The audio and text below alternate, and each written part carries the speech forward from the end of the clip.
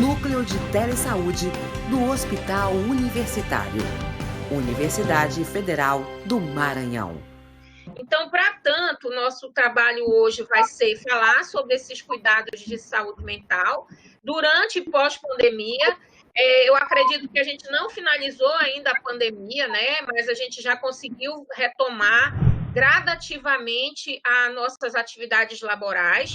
Mas é interessante que esse pós-pandemia é gratificante dizer que nós já saímos daquela curva realmente de perigo que nós estávamos. Mas o perigo ainda é iminente, a gente ainda tem casos que estão acontecendo, e dizer que realmente essa pandemia faz com que a gente esteja sempre atento às nossas emoções e também à nossa saúde física. Então, vamos lá. E aí, eu tenho que falar, antes de entrar propriamente no processo de pandemia, durante e o pós o Covid, a gente tem que falar de algo muito básico que garante a nossa saúde mental, que garante as nossas emoções. E aí um psicólogo famoso, que é Maslow, ele vem nos dar a pirâmide de Maslow.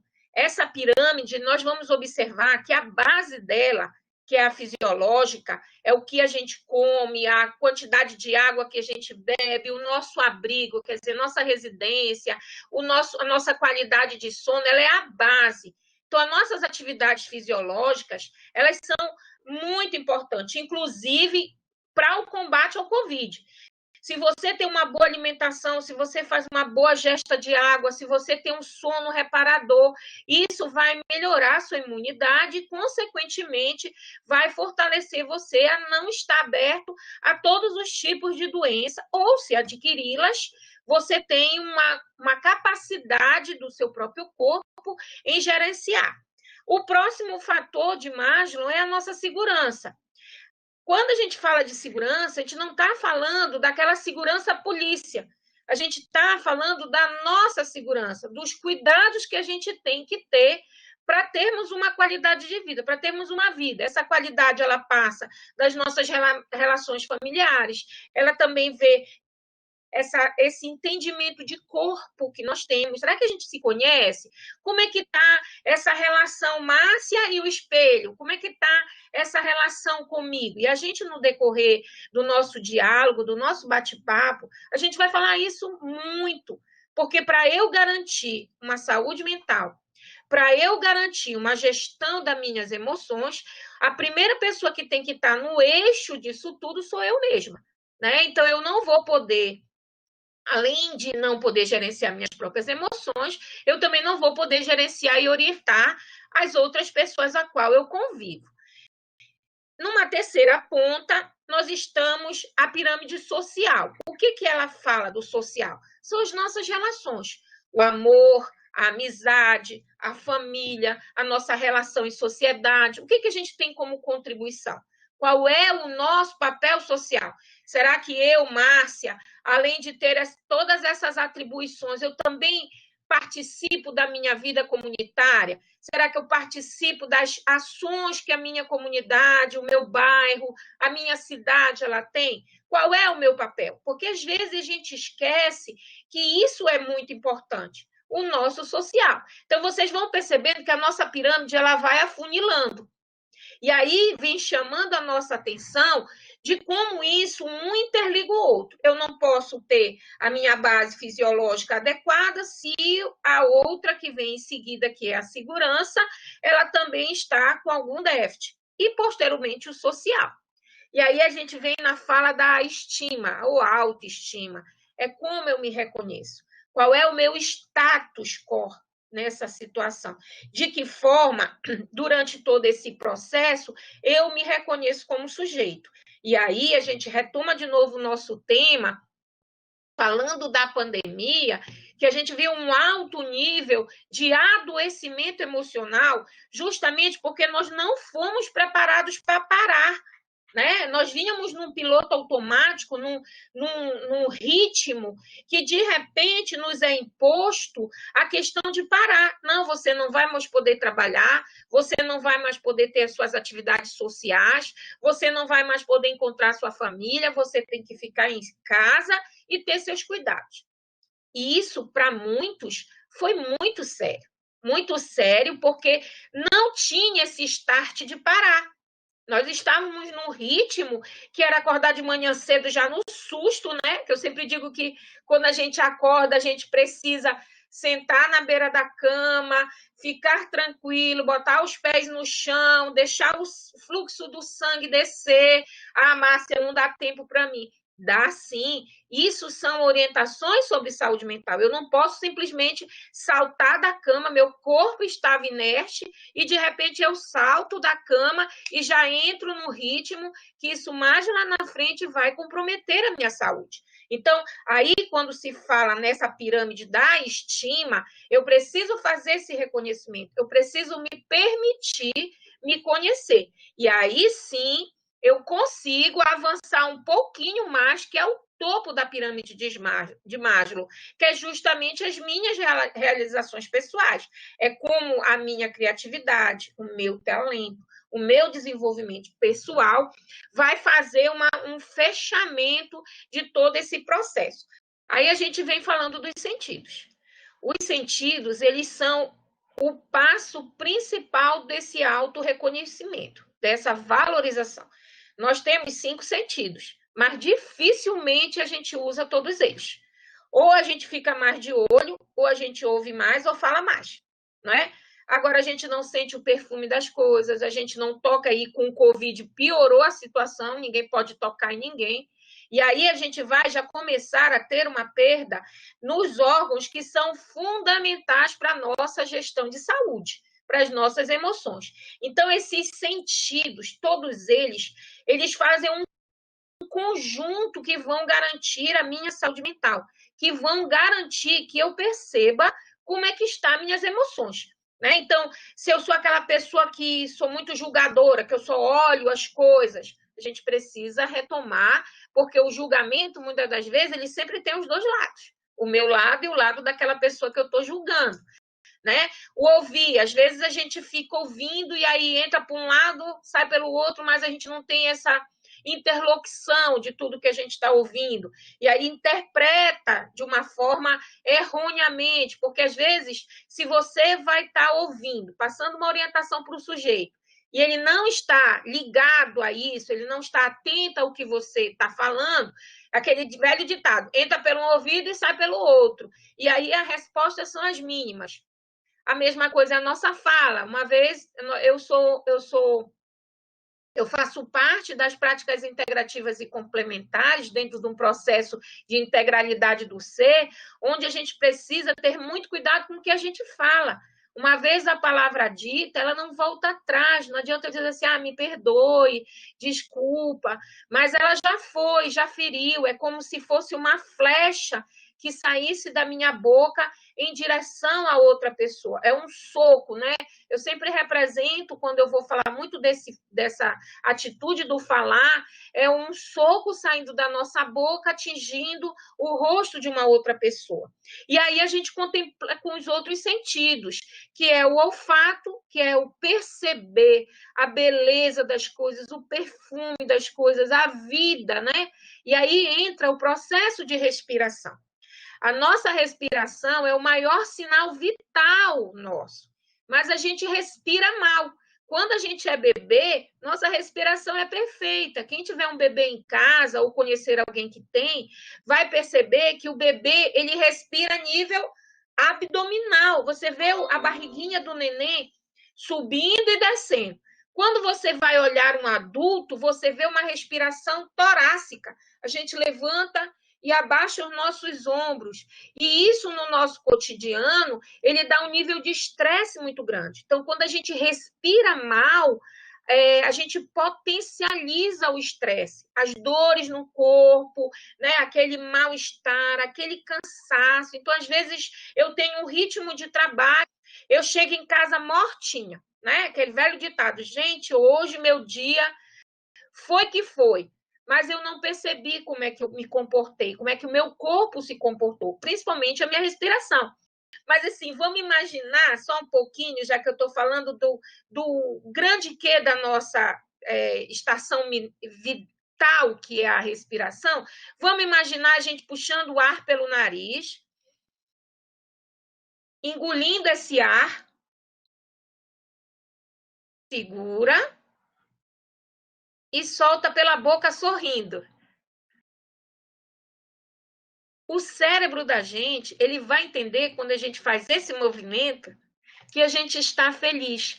E aí ele vai liberar os hormônios que a gente chama da felicidade, né? Então, você fazendo esse exercício 5 vezes, fazendo essa respiração, puxa o ar pelo nariz, engole esse ar para que ele venha para a área debaixo da sua barriga, segura, conta 4 tempos, 1, 2, 3, 4, e solta pela boca como se estivesse sorrindo. E aí as pessoas vão dizer, Márcia, isso é loucura. Pelo contrário, não é loucura. Você vai ver o quanto você modifica o seu ambiente, o quanto você se modifica, o quanto você se torna uma pessoa agradável. Por quê? Porque a gente tem o hábito de ter aquele bigode chinês, né? Para baixo, aquela boca todo o tempo como se tivesse triste, magoada, com raiva, insatisfeita com tudo. E o nosso corpo vai falar dessa forma. E as nossas mãos, por fim, infelizmente, agora a gente não está podendo tocar, mas as nossas mãos são os primeiros órgãos a ser formados no ventre materno. Olha o quão ela é importante. E olha o quão esse vírus ele veio privar a gente do toque. O toque ele é terapêutico. Muitas das vezes não adianta eu estar falando as coisas, mas quando eu toco uma pessoa, eu abraço essa pessoa, eu estou transmitindo todos os sentimentos mais puros, que muitas das vezes, na minha fala, eu não consigo transmitir. Mas quando eu abraço, quando eu toco, quando eu digo para essa pessoa, através das minhas mãos, que eu estou à sua disposição, o efeito é muito melhor. E aí tudo isso considero um grande saber. Falar de cuidados em saúde mental, de uma forma geral, eu tenho que conjugar todos esses termos que a gente está dizendo. Eu preciso ter um entendimento do que eu sou, como está a minha saúde, e a partir daí eu conseguir abrir esse olhar, ter uma visão que a gente sempre diz que é de 360 graus. Então, o saber, a leitura, o conhecimento, o estudo, a troca de informações, a troca de experiência que nós estamos tendo aqui, né?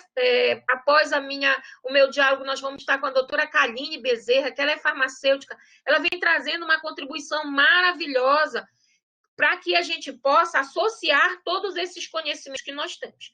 Então, hoje, o saber, o conhecimento, ele modifica muito a nossa postura, principalmente como a gente caminha no momento que a gente está avançando, né? E aí, o próximo é justamente saber que existe um conjunto de tudo isso. Não adianta, Márcia, só ter uma boa saúde física, fazer academia, caminhar, fazer as atividades físicas, mas se eu não converso com as pessoas, eu não tenho uma boa atividade social. Eu não sei gerenciar minhas emoções como uma saúde emocional.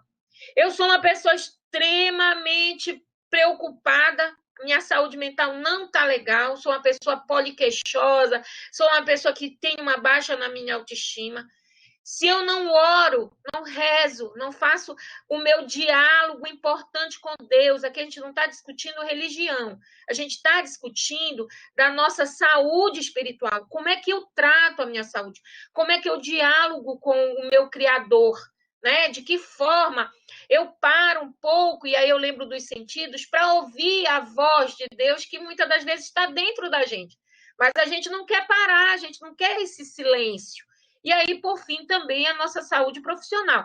Como é que eu estou olhando o meu emprego? Eu estou olhando ele com desdém?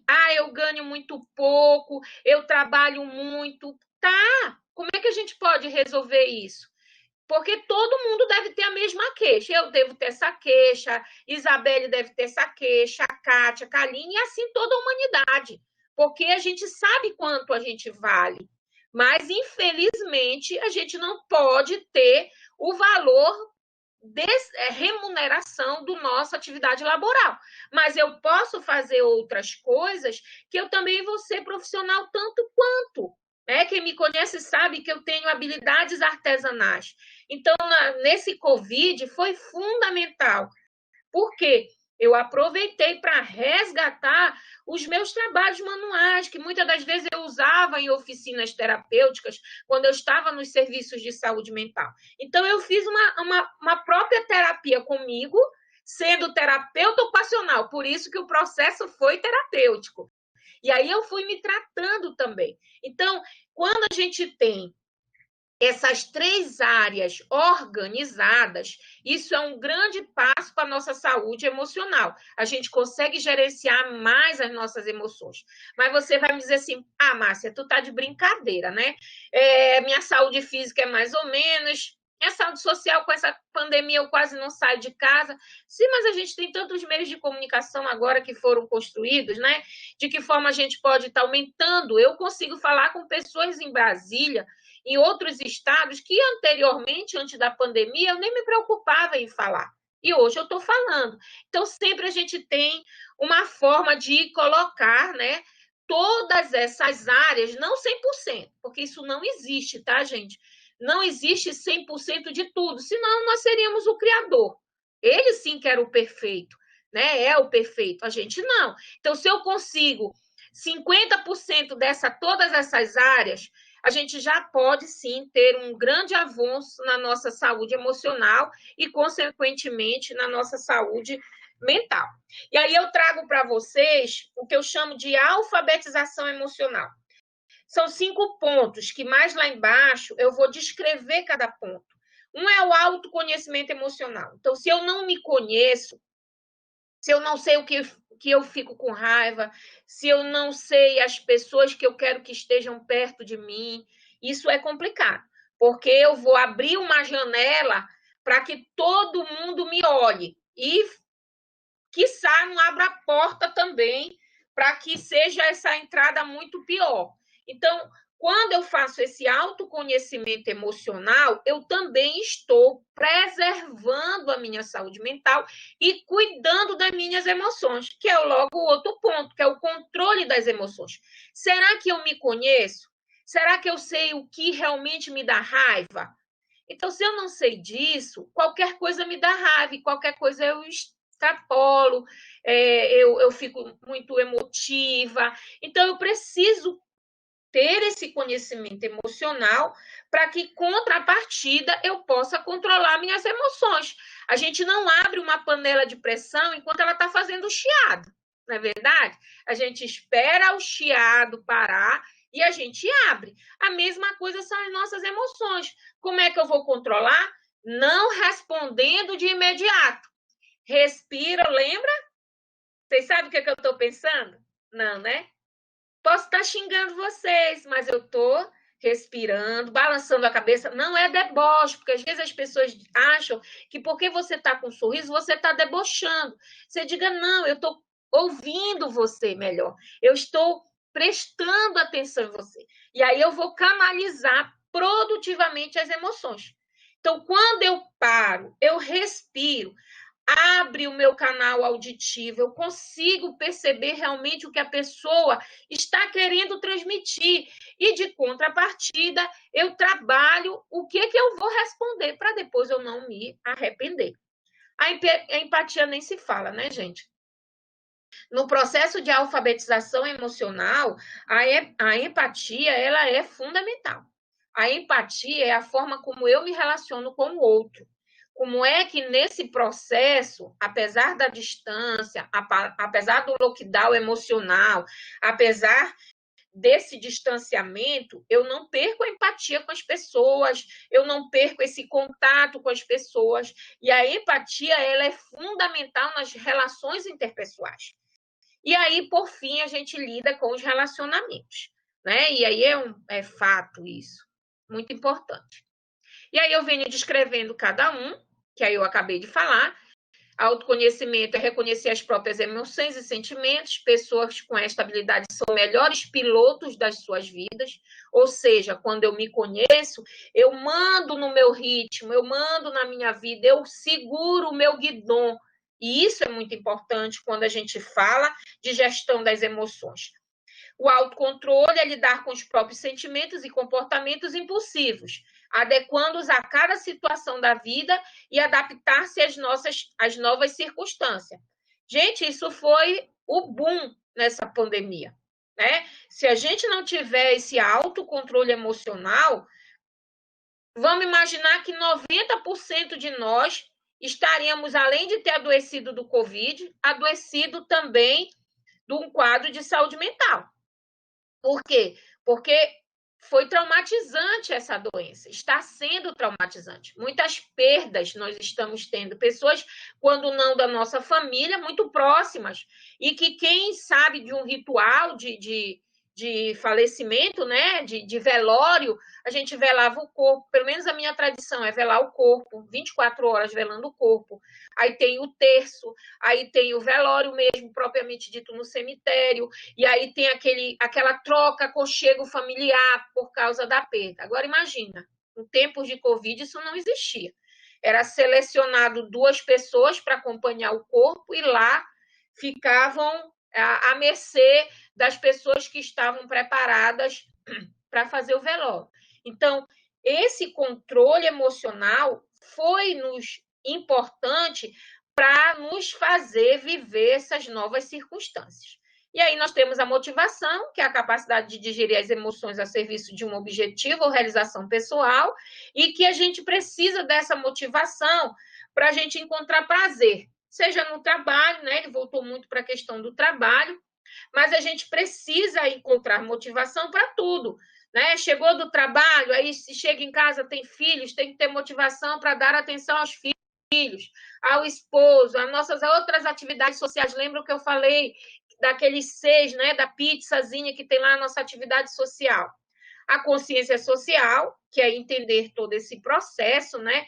Saber que necessidades e preocupações de outras pessoas, elas vão estar aí. Às vezes eu conversava, fazia o atendimento pelo telesaúde, pelo teleatendimento que o nosso Conselho Federal nos autorizou, e às vezes as pessoas vinham com uma demanda para mim muito básica, eu dizia assim, meu Deus do céu, será que ela não está vendo isso? Mas não é assim. Cada um passou por essa situação e passa por essa situação de uma forma bem singular. E a gente tem a obrigação, eu não vou dizer porque sou profissional, não, mas a gente tem a obrigação de fazer uma escuta acolhedora. Precisamos acolher essa demanda, seja ela pelo lado profissional, enquanto, no meu caso, sou terapeuta ocupacional, ou pelo lado social, com minhas relações de família, com minhas relações com meus amigos, na minha igreja, tudo isso. Então, isso é muito importante. E, por fim, os relacionamentos interpessoais como eu estou interagindo com os outros. Então, imagina, se eu não me suporto, como é que eu vou obrigar uma outra pessoa a me suportar? Né? Então, esse momento de isolamento, a gente veio perceber quem somos. Será que eu sou uma pessoa agradável de convivência com os outros? Quer dizer, se eu não aguento ficar sozinha dentro de casa, como é que eu obrigo as outras pessoas a conviverem o expediente de trabalho todinho comigo? Né? Então, a gente precisa ter essa empatia e automaticamente melhorar nossas relações interpessoais. E aí eu trouxe uma figura da internet que fala tudo isso que eu estou dizendo, né? Da qualidade de vida. A gente falou daquela pizzazinha e aí eu trago um boneco no skate, já é difícil andar de skate, com um bastão de equilíbrio. Então, tudo que a gente vem discutindo, eu preciso ter um equilíbrio. Preciso ter um equilíbrio na minha espiritualidade, no meu lazer, na família. Então, a gente percebeu que nesse tempo de isolamento, a violência doméstica aumentou, porque pela falta do fazer, pela essa falta de conhecimento, pela essa falta de eu nunca ter entrado em contato comigo mesma, eu apresentei quadros de agressividade. Então, a outra pessoa, quando falava comigo, eu dizia, minha cara, que eu não aguento ouvir tua voz. Quer dizer, não ouvia a voz, agora passou a ouvir, e aí acabou tendo todos esses problemas. Então, tudo na nossa vida, gente, para eu falar de gestão das emoções, eu preciso ter o equilíbrio. Eu não posso pegar nessa minha balança e ter mais essa questão do meu trabalho, do meu lazer, e ter pouco contato com a minha família, com o meio ambiente, né? Como é que a gente está cuidando do nosso meio ambiente, né? Será que a gente está também preocupado com isso? Então, isso é importante dentro do processo de gerenciamento de emoções. E aí eu venho com 8 sinais, né? de que é a nossa inteligência emocional, porque cuidar das nossas emoções nada mais é do que inteligência emocional, gerenciar essas emoções. Então, a gente tem aí a sociedade brasileira falando sobre 8 pontos. Deles é assumir a responsabilidade do que acontece na nossa vida, ao invés de achar culpados. Vamos imaginar que esse período de pandemia, muita gente foi desligada do seu trabalho. Ah, mas é porque meu patrão não presta, ele é egoísta, ele ganha muito dinheiro. Isso é um baque? Lógico, a gente não estava preparado para isso, né? Mas a gente tem que também olhar o outro lado. Esse patrão, como é que ficou? Não está fazendo mais arrecadação. Eu não estou aqui defendendo nenhum lado. Eu só estou colocando que a gente tem que assumir essa responsabilidade. E aí eu vou tomar a liberdade de falar de uma atividade que a Isabelle Rego desenvolve, que é se ressignificando. O que nesse período eu aprendi com essa perda, que foi uma perda emocional, laboral, social? O que eu fiz? Né? Então, tem muita gente, ela está trazendo muita gente para conversar que se ressignificou. Poxa, tem gente que eu sei que está vendendo, aqui em São Luís chama sucão, né? Sucão, chopp, alguma coisa. Lá em Belém é chopp, aquele suco no saquinho.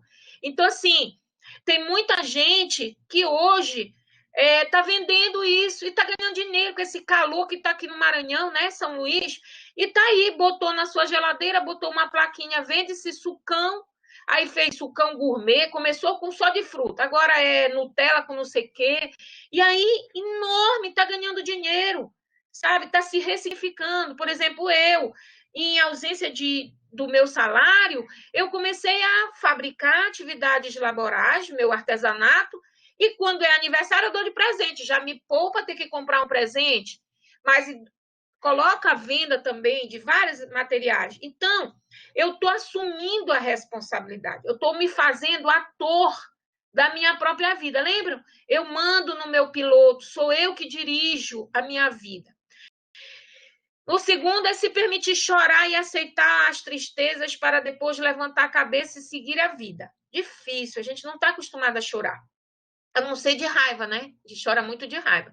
Mas chorar é muito importante. Além de melhorar a nossa visão, porque faz com que lubrifique o nosso globo ocular, ele descarrega essa tristeza, a alma fica lavada. Tem uma música, né? Depois que a tempestade vir, tudo se acalma.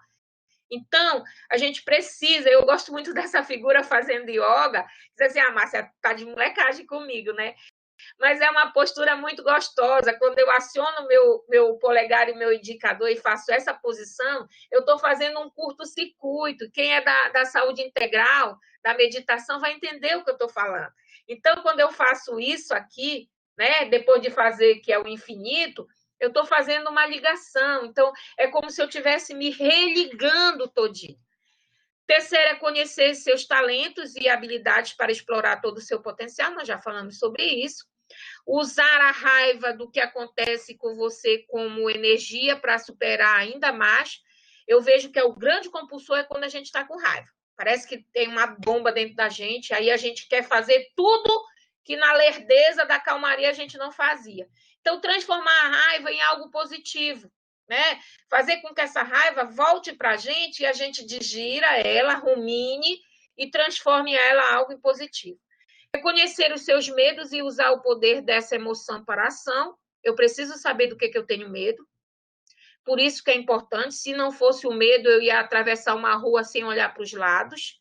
E aí eu ia me atirar dali da ponte do São Francisco dentro da Bahia, porque eu tenho medo. O medo é um grande aliado meu.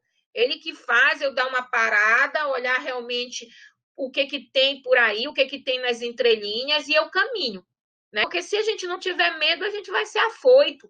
E nesse afoito a gente pode quebrar a cara e se machucar e machucar alguém também. O sexto é perdoar-se e aprender com seus erros para se libertar da repetição dos mesmos. Aquele ditado, né? Água mole em pedra dura, tanto bate até que fura, e soco em ponta de faca machuca. Então, a gente precisa desse processo. A gente está falando muito de gestão de emoções, de cuidado, e tudo isso é um sinal, inclusive, durante e pós-pandemia.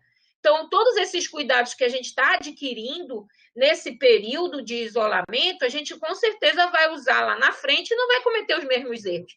Eu brinco muito com as pessoas que eu sempre tive esse hábito de higiene.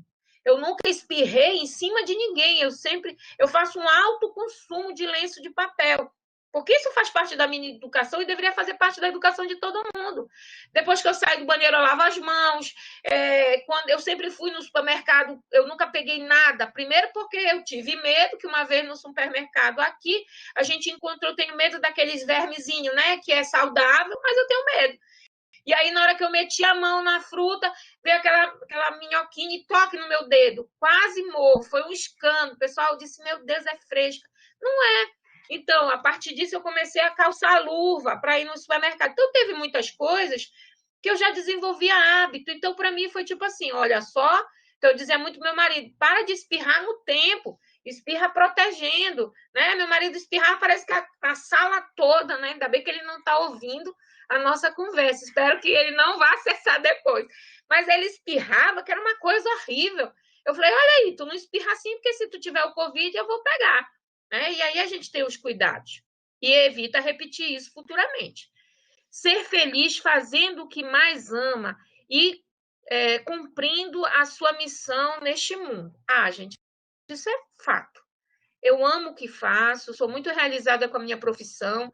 Tudo eu sempre digo para as meninas que tudo que eu coloco à mão, eu coloco com muito amor. Se eu vou para a cozinha, eu faço com muito amor. Se eu vou para os meus trabalhos na comunidade, eu faço com muito amor. Eu me dedico demais às coisas. Eu me amo principalmente, eu me valorizo. Eu acho que isso é o carrão-chefe nosso, né? Eu sou um pouquinho gordinha, né? Ainda bem que vocês estão me vendo sentada. Mas eu amo meu corpo, né? Eu me aceito do jeito que eu sou. Isso é muito importante, porque isso me faz ser feliz. E se eu sou feliz, eu deixo um rastro de felicidade por onde eu passo. Então, lembrando que é a partir de mim, a partir da minha gestão de emoções, eu consigo replicar tudo o que eu estou falando aqui para vocês. E, por fim, o oitavo é expressar o amor em gesto, palavras e atitudes, para que esse sentimento envolva todos os seus relacionamentos e a sua vida. Então, não adianta eu dizer que eu amo vocês e meus atos serem totalmente ao inverso. Não adianta eu dizer que eu amo o meu trabalho, que é ele que eu pago as minhas contas, se eu sou uma pessoa que chega no trabalho reclamando. Né? Então, a gente precisa expressar o amor em todos aqueles sentidos nos primeiros slides que eu mostrei para vocês, através dos meus olhos, quando eles brilham pelo que eu faço. Não dá para ver agora porque eu estou de óculos, mas meus olhos são bonitos, viu, gente? É uma das coisas que eu gosto muito em mim, são meus olhos. Então, quando eu falo das coisas, eu falo com amor. Meus olhos brilham, meu rosto encandeia, minhas mãos parece que passam uma energia. Então, aqueles sentidos que a gente falou ali na frente, eles são importantes para essa expressão de emoção que eu estou citando de amor para vocês. Tá tudo tranquilo, né? E aí eu conquisto o mundo. Quando eu tenho o controle dessas emoções, pode me soltar que aonde eu cair, eu resolvo a parada. Porque eu sei gerenciar essas emoções, eu tenho cuidado. Então, seja durante, seja após, seja futura pandemia, eu vou saber lidar com isso. Porque eu sou dona de mim, eu me conheço, eu conheço as minhas emoções e automaticamente eu gerencio-as. E aí tem essa figura maravilhosa que é o nosso cérebro. Então, se eu olho coisas ruins, se eu ouço coisas ruins, quero coisas ruins, meu cérebro só vai ter coisas ruins. E aí eu trouxe essas figuras de internet, que é isso, nós somos energia. Nós somos isso aqui, é uma combinação de coisas maravilhosas. E cada área do nosso cérebro, ele é responsável pelo movimento. Então, se eu falei que esses sentidos, eles são fundamentais para o meu processo de cuidado emocional, eu tenho que ter cuidado com tudo isso. Então, eu já sei o que contamina, o que o Covid promove. Eu já ouvi que está crescendo. Então, pronto, eu vou ter meus cuidados. Mas a gente fica só ouvindo notícias ruins. Né? Isso vai alimentar algo ruim também em mim. Então, eu já sei o que tem que fazer, Como é que eu tenho que cuidar das pessoas, cuidar de mim, cuidar da minha família, cuidar do meu ambiente de trabalho. A gente está retornando gradativamente aos nossos serviços, então eu já sei. Então agora é para frente, é lidar com as coisas para sair desse momento ainda de contaminação e avançar, ter mais saúde. Tá tranquilo, né? E aí eu tenho algumas coisas que são prioridades. Né? Então, como a gente está falando de cuidados em saúde mental, tanto durante e pós-pandemia e gestão das nossas emoções, o que é prioridade para mim? O que foi que eu descobri que nesse período de pandemia, nesse isolamento, são prioridades? O que é importante que eu tenho que ter? O que é urgente que eu tenho que fazer? Esses cuidados que eu tenho que ter? O que está ok? Ah, Márcia, isso aí está tranquilo, não preciso mexer. O que está a médio? O que eu preciso dar uma ajeitadinha, que está tranquilo, e o que está normal. O que eu preciso manter para que a minha saúde ela esteja respondendo adequadamente e me afastando desse processo de contaminação do Covid. Né? Eu já tive Covid, mas, segundo as últimas informações, eu posso não manifestar, mas eu sou condutora ainda. Então, de repente, se eu não uso a máscara, se eu não tenho os cuidados, né, não adianta eu ter o meu IgG, meu IgM tranquilo, mas eu posso estar conduzindo o vírus a outras pessoas. Então, a gente aproveita esse momento, porque também faz uma gestão de emoção, manter as orientações, lavar a mão sempre que puder com água e sabão, ou então álcool gel, manter a máscara. A máscara é fundamental. Chegar em casa, ter um local reservado para deixar a roupa que veio de casa, né? Para que, ainda mais quando a gente tem criança, não sair, quem vem de hospital, que a maioria de nós trabalha em hospital, para que mantenha. Isso passou a ser uma das nossas prioridades, tá bom, gente? E aí a gente vem com o treinamento das emoções. São algumas orientações, tá bom, gente? Aqui nada é 100% verdade, como eu falei para vocês. Outras pessoas já seguem isso e desenvolvem sua vida, sua saúde emocional com tranquilidade. Outros vão achar que, Márcia, isso aí não dá para mim, mas, no fundo, isso aí é tirado de um livro de um psiquiatra muito famoso, que é Augusto Cury. Ele é psiquiatra, as pessoas acham que os livros dele são de autoajuda. Não são, são livros que têm fundamentação científica, ele estudou, ele é médico, e aí a gente tira isso. Quem trabalha com gerenciamento de emoções, a gente, além de trabalhar na programação neurolinguística, que são 14 passos para a gente ter sempre essa qualidade de vida, a gente também segue esse treinamento. Então, contemplar o belo nos pequenos eventos da vida. Ontem eu tirei um dia para sair cedinho de casa para olhar o mar, fazia tempo que eu não fazia isso. Então, eu fui bem cedo, olhei o nascer do sol e voltei para minha casa. Então, assim, eu contemplei o belo. Ah, Márcia, não dá, eu tenho um jardim, eu tenho orquídea, então eu olho para minhas orquídeas. Eu tenho um pátio, eu deito na minha rede e olho o céu estrelado, olho a lua.